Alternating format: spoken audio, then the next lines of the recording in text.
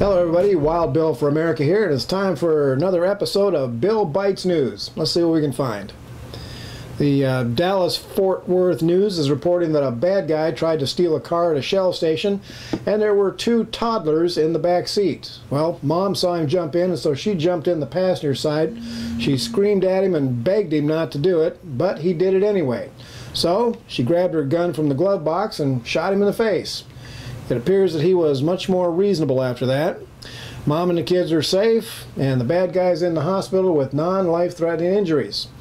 You know, one of the myths of the right to keep and bear arms is that guns simply kill people. Well, sometimes they do, but most of the time they simply change a criminal's course of action. This guy, shot in the head during one of his crimes, will get out of the hospital and no doubt go on to vote Democrat for the rest of his life. Stats show that of all the people who are shot in the chest, only 1 in 5 dies. So it's pretty easy to say that if you have to shoot a bad guy, you're not trying to kill him, you're just trying to stop a violent criminal from hurting people. This Mueller witch hunt to get Trump has been a national disgrace. It started with a fake dossier paid for by Hillary to frame Trump as colluding with the Russians to influence the election. Over a year went by and the only evidence of Russian collusion was by Hillary Clinton. So did the Russia probe follow the evidence to investigate Hillary? Of course not. Just like the U.S. Congress, Mueller completely ignored evidence of Hillary's criminal schemes and continued to try to find something, anything, to get Trump. After millions of wasted dollars and violations of proper investigative procedures, Mueller is now expanding the scope of the investigation, pulling in even more prosecutors and FBI agents. This get Trump at all costs is the political scam of the century. It needs to be shut down, and Mueller needs to be investigated with the same enthusiasm. The Democrats, commonly known as bad guys, are calling for the Immigration Enforcement Office to be abolished. Shut down ICE. Completely do away with enforcing border security. What a bunch of nut jobs. Well, you know what this means. Time for Trump to announce that he's hiring 1,000 new ICE agents. You watch. EPA Chief Scott Pruitt is resigning. His family has been subjected to vicious harassment 24 hours a day, 7 days a week, and they just can't take it. Wake up, America. This is civil war.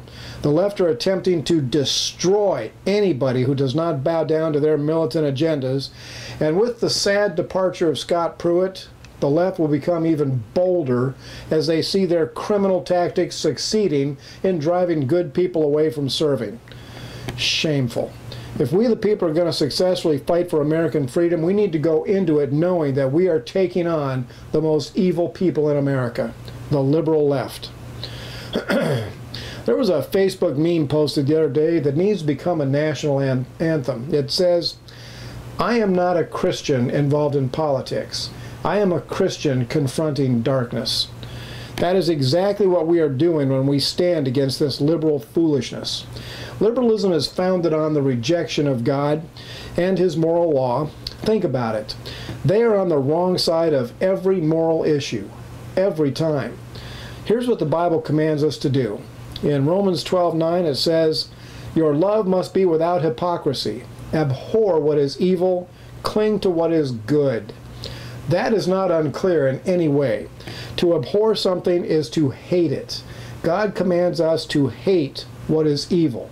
"Oh, but Bill," some of you might say, "we are to love everybody." Well, true. But you know, if you really love someone, sometimes the most loving thing you can do is give them a good, swift kick in the rear. We are to hate what is evil, and we are to cling to what is good. And in this country is in such a state of confusion that the only way to have clear vision about what is good and what is bad is to bring back the scriptures to American culture and society. I stand with John Peters, the Ten Commandments guy who is posting Ten Commandments billboards all over this country. Now, the Ten Commandments are basically God's law in a nutshell, and they remind people of who is really in charge. You want to be inspired? Go to gods10.com and see what's happening in America. If you want to make a difference, you can start by putting up a Ten Commandments billboard in your yard. Think about it. This is Wild Bill for America. This has been Bill Bites News. Thanks for watching, and America bless God again.